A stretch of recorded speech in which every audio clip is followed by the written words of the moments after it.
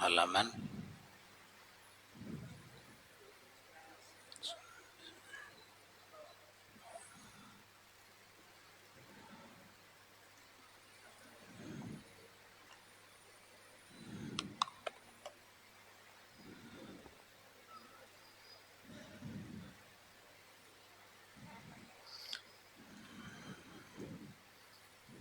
waqila.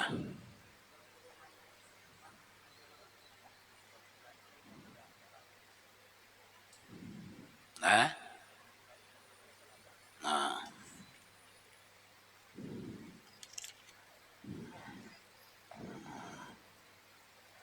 أعوذ بالله من الشيطان الرجيم. بسم الله الرحمن الرحيم. إلى حضرة النبي المصطفى محمد رسول الله صلى الله عليه وسلم وعلى آله وأصحابه وأزواجه وذرياته ولكافة الأنبياء والمرسلين والعلماء والشهداء والصالحين شيء لله ولهم الفاتحة. أعوذ بالله من الشيطان الرجيم. بسم الله الرحمن الرحيم. رب العالمين الرحمن الرحيم مالك يوم الدين. صراط الذين أنعمت عليهم غير المغضوب عليهم ولا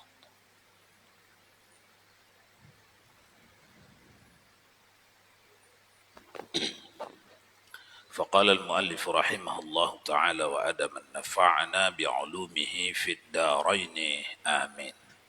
Tuan-tuan jamaah salat maghrib dan majlis ta'lim fardu ain Masjid Agung Karimun rahimakumullah. Kembali kita dalam pengajian Syiarus Salikin pada jilid 3 halaman 19, jilid 4 halaman 19, masih dalam perbincangan hakikat sabar. Hakikat sabar. Silakan siapa yang membaca. Nah, baca. Bismillahirrahmanirrahim. Inilah sabar orang yang arifin yang disebutkan akan dia oleh Maulana Sayyid Abdul Qadir Al-Idrus rahimallahu ta'ala dengan katanya artinya. Dan kata setengah ulama bahwasanya sabar itu atas 3 maqam. Diantarkan setengahnya itu atas setengahnya. Maka maqam yang pertama itu yaitu at-tasawbur, yakni membanyakkan sabar. Apa? Maqam pertama At-tasabbur. At-tasabbur. Maka makam yang pertama itu yaitu at-tasabbur, yakni membanyakkan sabar dan yaitu menanggung kesusahan dan menahan kesakitan dan tetap atas sesuatu yang diperlakukan Allah Ta'ala akan di atasnya. Dan inilah sabar karena Allah Ta'ala dan sabar orang yang awam. Dan makom yang kedua itu jadi biasa dengan bersifat dengan sabar, dan yaitu sebagian daripada sabar yang telah mudah menanggung akan kesakitan dan kesusahan, serta telah diringankan atas orang karena bala yang berat, kesusahan itu dan telah mudah atasnya segala susah yang datang akan dia itu. Dan inilah yaitu sabar dengan Allah Ta'ala, dan yaitu sabar muridin yang menjalani tariqat ini. Dan maqam yang ketiga yaitu al-izhibar, yaitu bersedap-sedap dengan kena bala dan suka ia dengan ikhtiar Tuhannya yang memberi akan dia bala itu.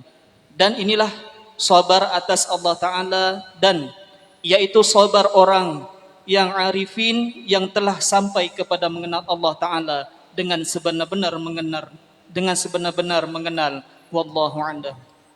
Dah. Jadi dari apa yang dibaca tadi, dia adalah statement seorang sufi besar di zamannya, yakni di zaman 900 Hijriah Ada di sana nama besar, namanya As-Sayyid Abdul Qadir Al-Aidrus. Kalau Anda rajin melihat di internet, Anda akan melihat karangan-karangannya lebih daripada 40 buah kitab karangannya yang berbicara tentang akhlak, tasawuf, dan ma'rifah. Itu bebas di download PDF bagi ustadz-ustadz yang bisa membacanya, maka itu menambah khazanah, menambah keluasan ilmu. Di zaman dulu mesti datang ke Yaman, jumpa dengan orangnya. Zaman sekarang tak, kitabnya dah diletak di internet, Anda download, cuman masalah sikit di situ bahasa ya, belum tidak ada yang diterjemah ke dalam bahasa Arab.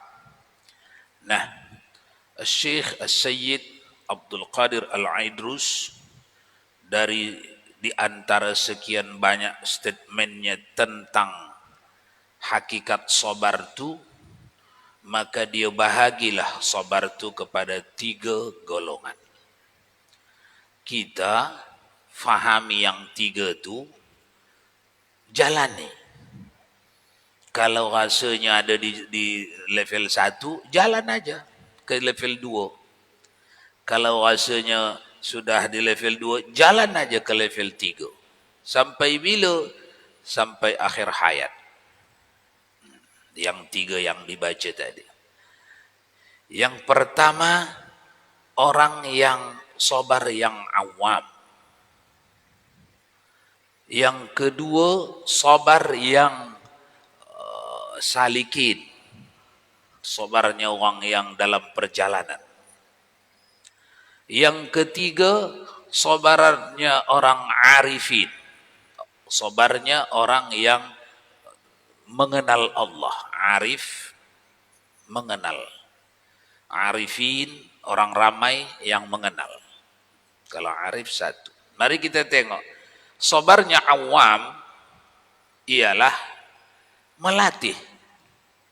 Itu sabarnya awam. Dilatihnya dirinya.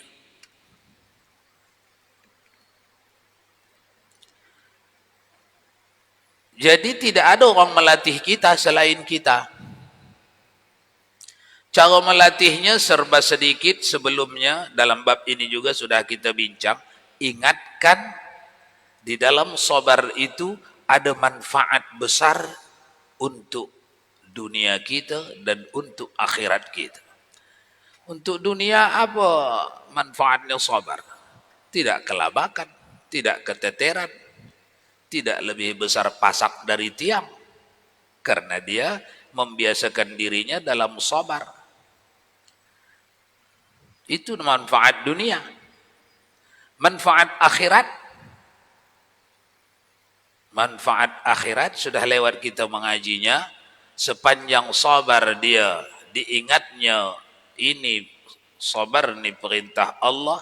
Siapa yang duduk di sini setiap saat dihapus dosanya. Karena orang yang sabar ketika dikirimkan Allah musibah, baik di dalam menjalankan taat berat, sabar dia, atau menepis maksiat berat, sabar dia, atau menghadapi penyakit-penyakit, kerugian-kerugian, kebakaran, kematian, kehilangan harta, sabar dia. Itu sepanjang dia merasakan, memegang sabar, ini dari engkau ya Allah, walaupun aku tak suka, aku mengusahakan diriku suka, karena ini niat baik. Karena tidak ada yang kau kirim ini yang tak baik. Ini masih pedih di dalam ini. Tapi berusaha untuk menerimanya. Itu sabar mubtadi. Sabarnya orang awam. Pedih tak? Pedih. Tapi terus jelah. Terus. Itu yang pertama yang dibaca tadi. Yang kedua yang dibaca tadi, Sabarnya as-salikin, al-muriddin, orang yang murid orang yang berkeinginan. Sama dengan as-salikin, orang yang tengah di perjalanan. Mereka itu sudah tidak lagi terlalu pedih karena sudah melatih dirinya melihat, walaupun kadang-kadang jatuh dulu, tapi tak lama-lama bisa dia bangun. Jatuh dulu, sudah dibungkus-bungkusnya mangga depan rumahnya itu, tahu-tahu pagi-pagi dah tinggal plastik, ranap sudah di bedal kawan. Nampak pula plastiknya ada tercecer di sebelah rumah itu. Jatuh dia sekejap, kok ngajar begini. Baru dia ingat kembali, oh tidak, aku sedang diuji Allah. Aku sedang dikirimkan Allah ujian dengan suatu perkara yang tak enak begini. Tidak, ini jadwal Allah. Sebelum lagi aku lahir, dia pun belum lahir, alam semesta belum ada, dah ditetapkan jadwalnya. Yang aku nak marahkan ni apa? Bisa dia mengobati sendiri sehingga tak lama pedih. Tak lama pedih. Pedih tapi sekejap. Orang ni namanya muriddin atau as-salikin, orang yang tengah berjalan menuju Allah. Ini perlu berkawan, perlu berombongan, perlu berjamaah. Jamaah yang paling mudah kita ajak adalah anak bini. Cakapkan dan cakapkan di rumah, sebelum makan, sesudah makan. Nanti kalau datang masalah, musibah, sudah sama-sama ringan. Kalau kita diam saja tak cakapkan, datang nanti masalah yang selamat kita. Mangga tadi hilang. Yang tenang kita. Yang di rumah macam mana? Jingkrak-jingkrak dia. Cari dukun dia. Ini udah keseringan ini begini. Macam mana ini? Suruh dia embuskan embah itulah dulu ini. Cari dukun dia. Karena dia tak ikut berlatih. Ikut berlatih. Ahli keluarga kita cakapkan. As-salikin atau al-muriddin. Sabarnya orang yang salik. Berjalan, tengah di perjalanan menuju Allah. 2. Sabar yang ketiga, al-arifin. Apa itu? Sebelum datang musibah, dia sudah standby. Menunggu-nunggu musibah. Masalah ini Ustaz. Ini kaji ini agaknya sudah telajak ini. Sudah kaji sesat agaknya ini. Ada pula orang menunggu-nunggu musibah. Karena di mata kita musibah itu tak enak. Maka tak kita tunggu. Di mata orang yang ketiga ni musibah itu enak. Ditunggu tak kalau enak? Ditunggu. Itu menguntungkan. Ditunggu tak kalau menguntungkan? Orang yang memancing tu lama setengah jam mematung dia di situ. Menunggu apa itu? Menunggu untung, menunggu keuntungan, menunggu sedap. Kan sedap tarik dia, sedap makan ikan. Maka ditunggulah, diusahakanlah. Al-arifin, ketika Allah kirimkan kepada mereka, kita ini mengajinya ini. Jangan pula pikir, oh Ustaz ni di sini lah ni. Tak, kita ni sama je. Sama je. Kadang-kadang di level 1, kadang-kadang tercampak pun dari level 1. Tapi kita ni tengah mengaji. Beginilah kaji. Ada orang yang mampu di level 1, ada orang yang mampu di level 2, ada yang mampu di level 3. Bumi ini sebelum kita datang dipenuhi orang-orang arifin, dipenuhi orang-orang muriddin, orang-orang yang salikin, sampai akhir hayatnya salikin sajalah. Banyak. Sampai akhir hayatnya salikin pun tak dapat.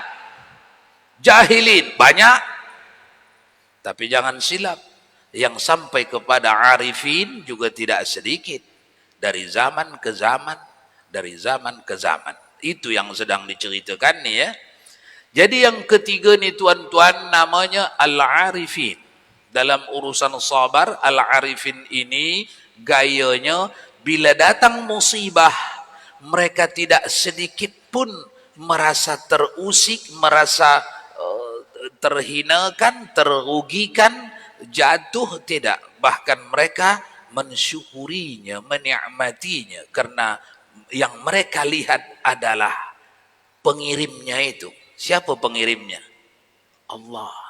Makanya kalimatnya di situ, coba tengok kalimatnya. Dan makam yang ketiga yaitu al-istibar, yaitu bersedap-sedap dengan kena bala dan suka ia dengan ikhtiar Tuhannya. Garis bawah itu, ikhtiar Tuhannya, bukan ikhtiarnya.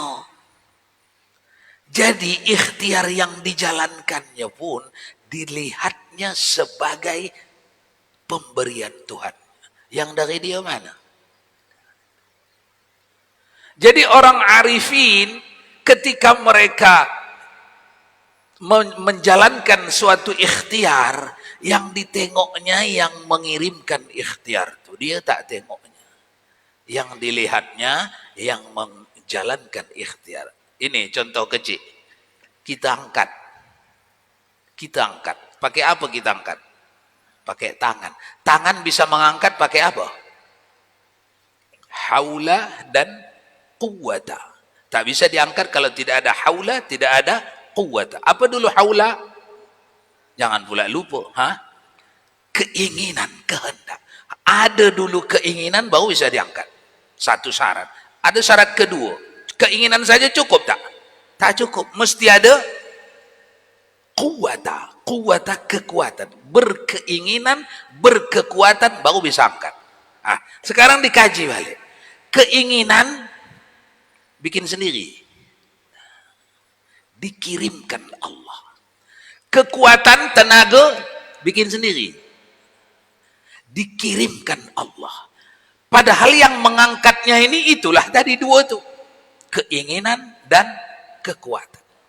Kedua-duanya siapa punya? Allah. Itu yang dia maksud. Itu yang dia maksud. Ikhtiar, dengan ikhtiar Tuhannya. Dengan ikhtiar Allah. Bersedap-sedap dengan kena bala dan suka ia dengan ikhtiar Tuhan. Menikmati musibah-musibah yang datang karena ditengoknya baik hasil akhir maupun prosesi menuju ke hasil akhir, kedua-duanya dikirimkan Allah. Orang ini menikmati apapun jenis kiriman Allah. Mau musibah, mau nikmat, mau ujian dengan dijatuhkan atau ujian dengan ditinggikan, sama saja. Karena yang mengirimnya sama saja. Sebab pandangan orang ini tertuju kepada yang mengirimkan. Siapa itu orang yang begitu? Al-arifin. Al-arifin itu satu pangkat. Bisa dicapai tak itu? Bisa dikejar tak itu? Bisa diikhtiari tak itu? Bisa. Fazkurullaha dzikran katsira. Berzikir engkau, kata Al-Quran, dengan zikir yang sebanyak-banyak yang kau mampu. Tidak ada batas. Kalau ada batas 100, itu batas pembelajaran. Batas memulai, jangan kurang dari itu. Itu batas memulai, bukan batasan zikir itu. Itu batas memulai. Mulailah dari angka itu. Kemudian tambahlah dan tambahlah. Tambahlah dan tambahlah. Sampai berapa banyak? Tengok Al-Quran. Fazkurullaha qiyaman wa qu'udan wa ala junubihim. Wa yatafakkaruna fi khalqis samawati wal ard. Berzikir kamu kepada Allah waktu tegak, waktu duduk, waktu baring. Renungkan semua yang sampai kepadamu yang bisa kamu baca. Di situ ada Allah yang mengaturnya dan menguasai. Inilah jalan yang ditempuh oleh al-arifin. atau orang yang bermakrifat kepada Allah Subhanahu wa taala. Faslun fi bayani fadilati syukri. Sebelum kita masuk kepada bab berikutnya, sesuatu yang ingin dibincangkan, dipersilahkan berkaitan dengan kajian ini atau yang luar daripadanya yang dianggap perlu, dipersilahkan. Tak ada. Lanjut baca.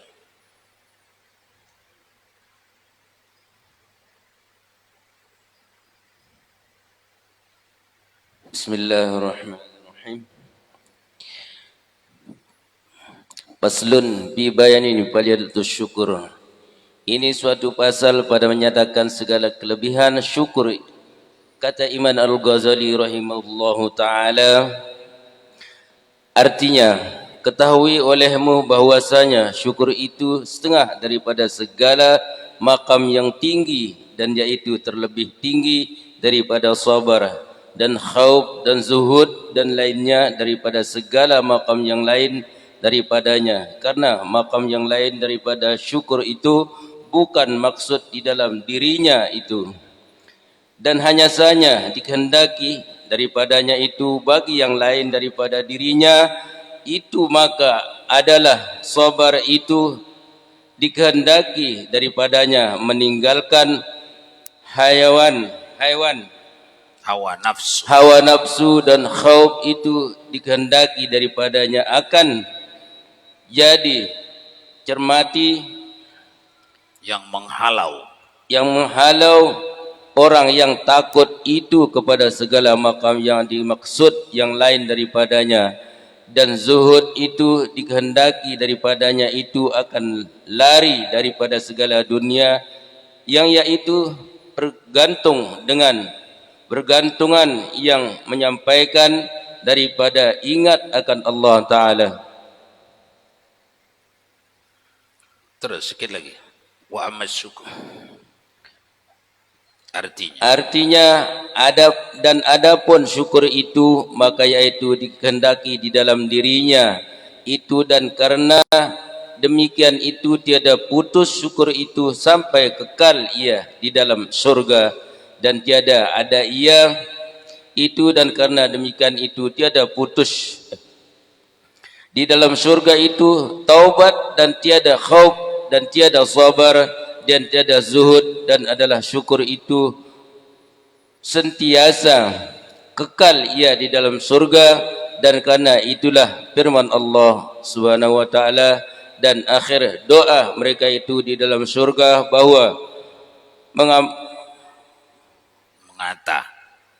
mengata mereka itu alhamdulillahirabbil alamin. Sudah sampai situ. Jadi mengawali bab syukur ini, musannif pengarang mengajak kita untuk melihat keunggulan syukur daripada sabar, daripada zuhud. Syukur itu pekerjaan yang disuruh Allah di sini, di dunia ini, dan terus sampai ke surga. Terus sampai ke surga, tak berhenti. Kalau sabar suruh di sini, di surga tak perlu lagi sabar. Tak ada perlu sabar di surga. Oleh karenanya perintah sabar kepada penduduk surga tak ada. Kalau perintah syukur, iya. Karena syukur itu ialah sikap kita dalam menikmati nikmat-nikmat Allah. Bukan efek dari sikap kita, tetapi sikap kita itu. Oleh karena itu syukur itu bukan pekerjaan zahir kita, itu pekerjaan batin kita. Jadi kalau ada orang kata kita ini tengah mensyukuri nikmat Allah, karena mensyukuri nikmatlah kita adakan acara ni begini, belum tentu.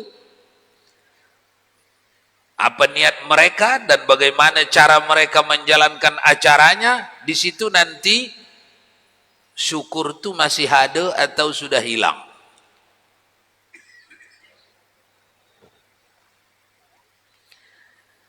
Karena di akhirat, di surga, nikmat-nikmat itu tiada berhenti, maka hati orang yang mensyukuri di surga tiada berhenti.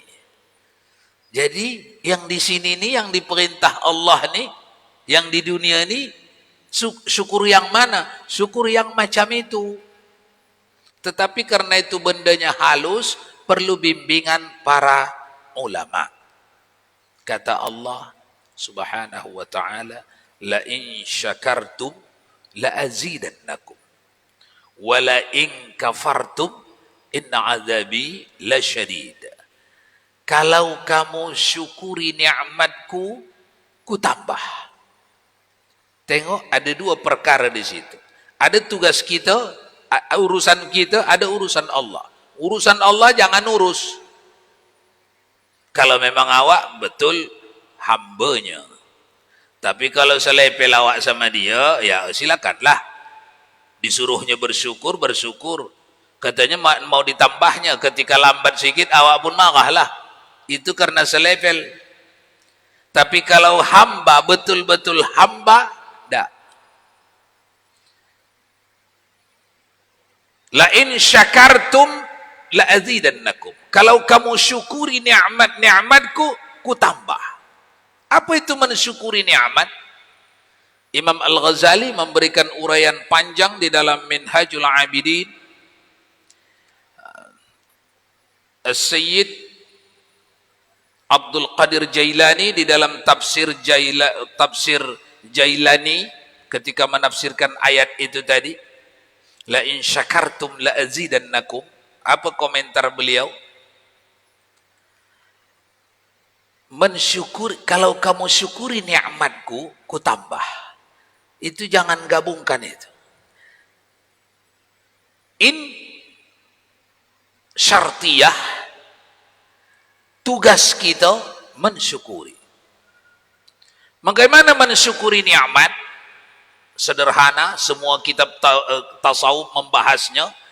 Pertama, melihat nikmat itu siapa punya, kenali siapa punya. Begitu mensyukuri nikmat. Pertama, kenali siapa punya ini. Kalau inilah jenis nikmatnya, kan semuanya nanti bisa dipakai. Contohnya saja ini. Ini siapa punya? Satu. Yang kedua, mensyukuri nikmat, pakai ini kepada yang disukai pemiliknya. Jangan pakai ini kepada yang tak diizinkan pemilik. Dua. Ketiga, bersikaplah atau beraktinglah di depan pemiliknya seperti peminjam atau peminta atau pemakai. Jangan kebalikannya, belagak seperti pemilik. Kau ngajar namanya itu. Itulah syukur. Itulah mensyukuri nikmat. Apa tadi yang pertama? Ini yang dekat di depannya aja ditanya. Kalau yang dekat ini udah tahu, yang jauh tahu lah itu. Apa tadi yang pertama? Kenali siapa punya ini. Jadi orang yang minumnya ini bersyukur dengan tidak bersyukur, itu tak tampak itu dalam zahir. Tak nampak itu. Hakikat syukur tidak bisa kita tahu apakah dua orang yang minum air ini kedua-duanya bersyukur atau kedua-duanya tidak bersyukur atau satu bersyukur satu tidak, kita tak tahu. Karena syukur peristiwa batin. Itu kekuatan ma'rifah. Sejauh mana orang yang tengah minum air itu mengenal Allah. Lalu begitu dia akan minum, dia kembalikan dulu, ya Allah, ini air engkau punya. Engkaulah pemilik air di alam semesta.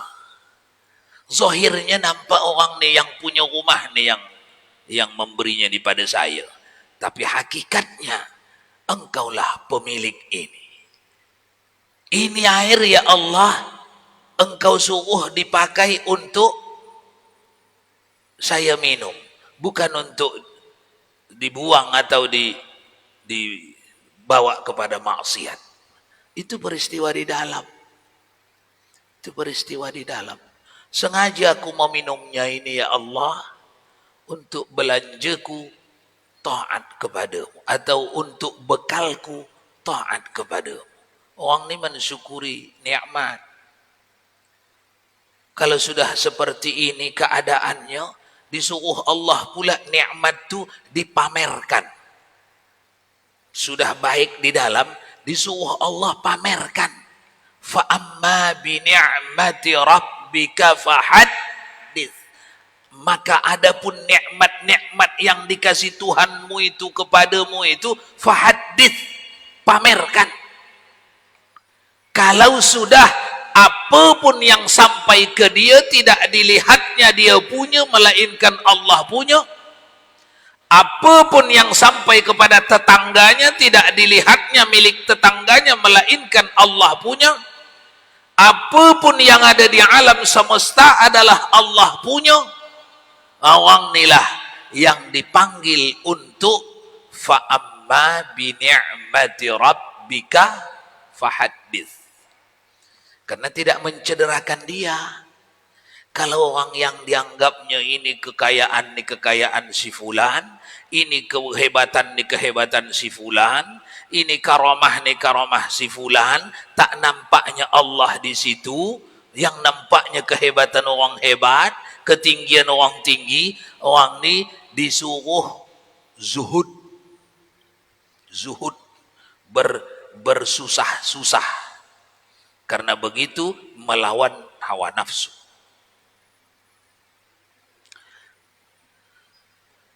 Di penghujung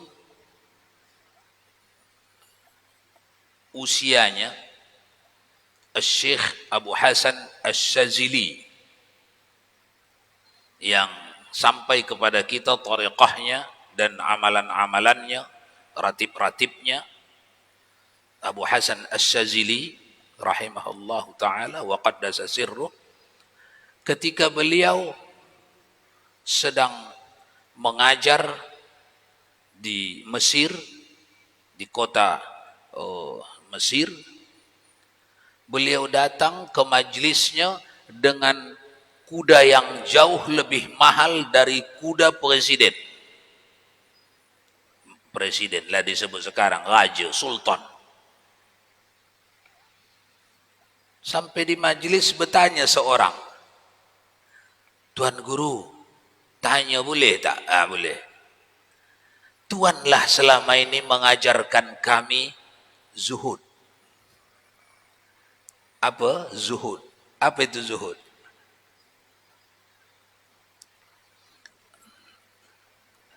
Menjauhi kemegahan dunia, sekalipun itu yang halal. Tuanlah guru kami mengajari sabar, tawadhu, zuhud. Tapi kami tengok kendaraan Tuan lebih mahal pun dari kendaraan penguasa negeri ini. Macam mana ini Tuan Guru? Ini pening otak kami ini. Apa jawab Imam Syekh Abu Hasan Asy-Syadzili? Jawaban itu ditulis di dalam manaqibnya. Ada kitab beliau ini meninggalkan kitab lebih dari 120 judul. Anda bisa menengoknya, bisa mendownloadnya free.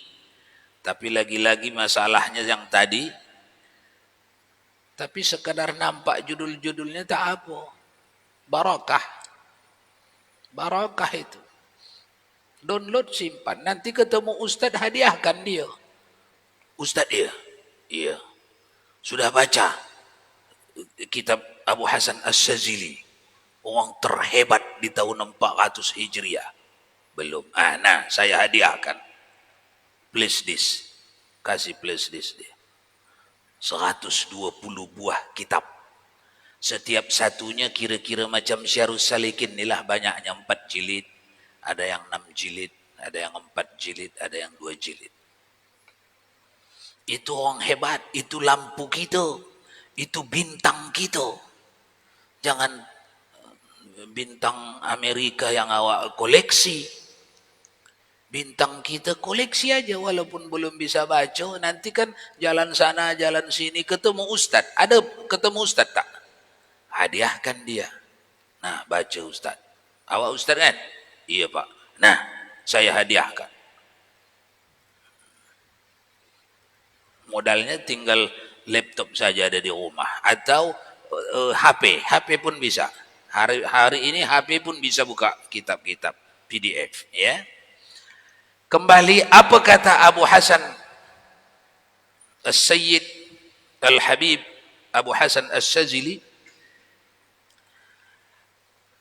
ketika hati ini belum lagi menghadap sepenuhnya kepada Allah, maka ajaranku jauhi dunia. Ketika hati sudah menghadap sepenuhnya kepada Allah, mana yang disuruh Allah, itulah dikerjakan hati. Mana yang dilarang Allah, itulah yang dikerjakan hati, dijauhi hati.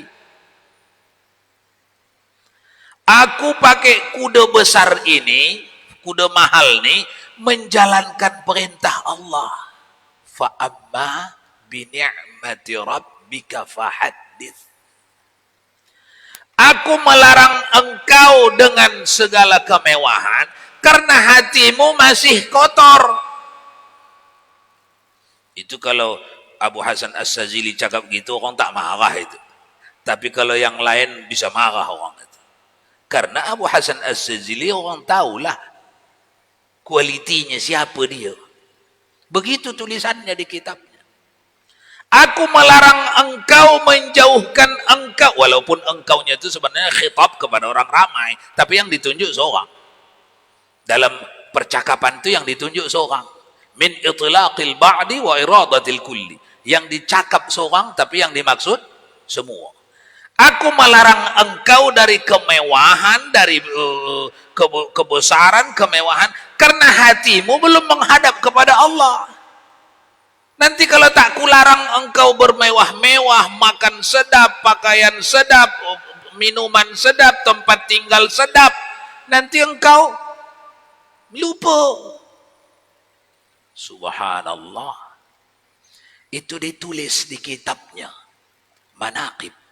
Sehingga kejadian tahun 400 Hijriah kita masih ikut mendengarkannya hari ini. Nah, ini al-arifin. Ini al-arifin. Kita jalan saja, tadi kuncinya. Jalan saja, jangan berfikir hendak laju, jalan semampunya. Kembali, nikmat itu disyukuri. Itu perintah Allah. Mensyukuri yang pertama, orang yang bersyukur itu, yang pertama petugasnya, melihat benda yang hendak disyukuri itu pemiliknya siapa. Itu tengok. Yang kedua apa tadi? Ini udah gelap ini. Yang kedua, ini sengaja yang saya tanya ini yang tahun rendah. Kalau tahun rendah agak lambat ya biasalah, macam sepeda motor bebek apa itu yang 70 itu lambat tak itu? Lambat. Tapi kalau itu saja masih sehat, masa Honda awak yang tahun tinggi tak sehat? Berarti awak yang pemalas itu. Bukan Honda itu tak bisa dibetuli. Ini tahun rendah. Apa yang kedua tadi? Bebek tahun rendah. Lihat, yang pertama lihat siapa pemiliknya. Yang kedua, pakai ke tempat yang disukai pemiliknya. Yang ketiga, makin gelap lah. Apa tadi yang ketiga tuan-tuan? Beradab di hadapan pemilik. Mengisyaratkan, menunjukkan, mengakui bahwa Anda itu pemakai, peminjam, beradab di hadapan pemilik. Itulah orang yang bersyukur. Ketiga-tiganya itu bukan di zahir itu ada di batin. Makanya bab ini masuk di kitab tasawuf. mencari bab syukur, membaca bab syukur di kitab-kitab ma'rifah seperti ini dengan di kitab-kitab mufakkirah, pemikir-pemikir, tidak sama itu. Uraiannya pasti tidak sama. Pakar-pakar, pemikir-pemikir juga menulis bab syukur. Tapi ahli-ahli ma'rifah menulis bab syukur. Imam Ghazali,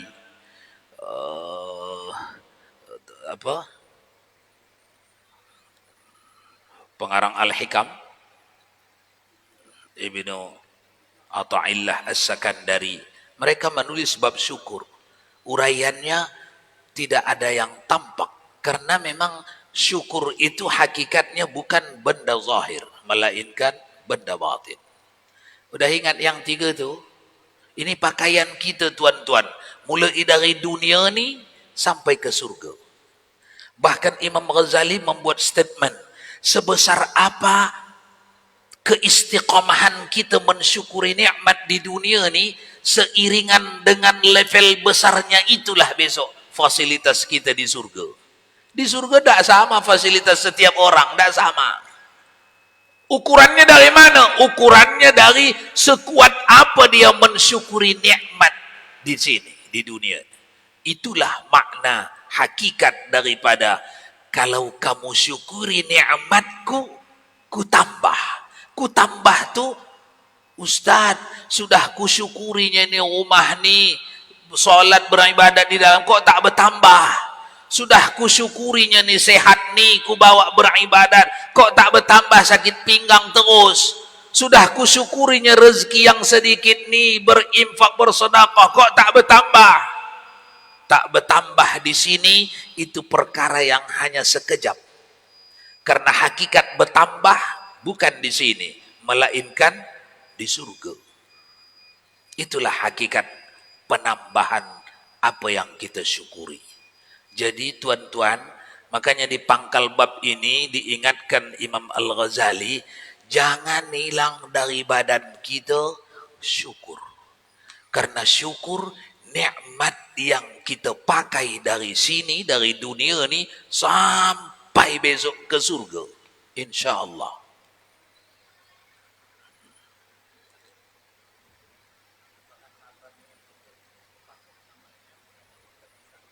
Terpisah. Syukur nih, tapi dah tengok tadi tingkatannya.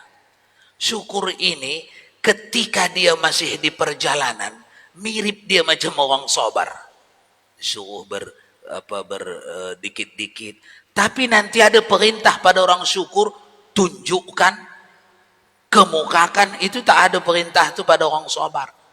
Tak begitu perintahnya pada orang sabar. Kalau orang syukur, begitu. Disuruh mensyukuri. Aku, banyak hadis-hadisnya, di antaranya kata Rasulullah, aku adalah pemimpin semua makhluk, tapi bukan sombong, wala fakhar. Ana sayyidi waladi Adam, ana sayyidil khalaiqi wal bashar, wala fakhar. Aku ni bosnya, rajanya semua makhluk, tapi bukan sombong. Artinya itu tengah mensyukuri. Memang begitu perintah syukur.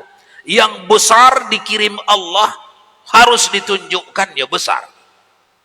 Yang kecil dikirim Allah, harus ditunjukkannya kecil. Tuhan, ya Rasulullah, tolonglah, kami ini sahabat-sahabat dekatmu ini malu ya Rasulullah. Raja Persia tidur di kasur empuk. Raja Romawi tidur di kasur empuk. Raja kami, alahai, tidur di mana? Di atas pelepah kurma. Tolonglah, agak kerenlah sikit. Apa waktu itu jawab Nabi? Apakah kamu tidak mau kalau aku ini pemimpinnya orang-orang sabar? Aku ini pemimpinnya orang sabar. Supaya ada yang dibanggakan orang yang tak punya tempat tidur tuh. Itu orang yang tak punya tempat tidur tuh bisa dibanggakannya aku kalau mereka mampu sabar. Ditengoknya mengirim kemiskinan tuh siapa? Allah. seperti yang kirimkan kepada nabinya. Jadi sabar itu memang didikannya di situ. Tapi syukur bisa di situ, bisa di sebaliknya itu. Disuruh membesarkan, disuruh meninggikan, ya. Bahkan kalau kita nanti masuk di bab syiar, agak jauh lagi, nanti akan dibicarakan syiar itu bahagian dari mensyukuri nikmat Allah. Membesarkan apa-apa simbol-simbol Allah itu syiar, itu bahagian dari syukur. Membaguskan masjid, membaguskan apa-apa yang dimuliakan dalam agama itu dibesarkan. Tapi di dalam hatinya harus dibersihkan dulu. Ini membesarkan Allah, bukan membesarkan yang membangun masjid nih, bukan membesarkan yang mengurusi negeri ini, membesarkan Allah.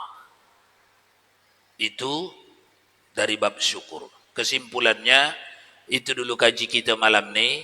Syukur kita letak di badan. Jangan tak ada syukur di dalam badan, ya. Syukur itu tahap pertama apa tadi? Mengenali siapa pemilik nikmat yang sampai ke tangan kita. Yang kedua, memakai, menggunakan, menjalankan di tempat yang disetujui, disukai, diridai oleh pemilik. Yang ketiga, beradablah dalam memakainya. Jangan berlebihan, jangan juga tak pakai kalau suruh pakai. Wallahu a'lam bissawab wa ilaihi marji'ukum fa unabbi'ukum bima kuntum ta'malun. A'udzu billahi minasyaitonir rajim. Bismillahirrahmanirrahim. Alhamdulillahi rabbil alamin wassalatu wassalamu ala asyrafil anbiya'i wal mursalin sayyidina wa maulana Muhammad wa ala alihi wa sahbihi ajma'in. اللهم يا عليم يا عظيم يا غفور يا ودود اللهم زدنا علما وارزقنا فهما ربنا علمنا الذي ينفعنا ربنا فقهنا وفقه أهلنا وصلى الله وسلم على سيدنا محمد وعلى آله وصحبه أجمعين سبحان ربك رب العزة عما يصفون وسلام على المرسلين والحمد لله رب العالمين. الله أكبر الله أكبر الله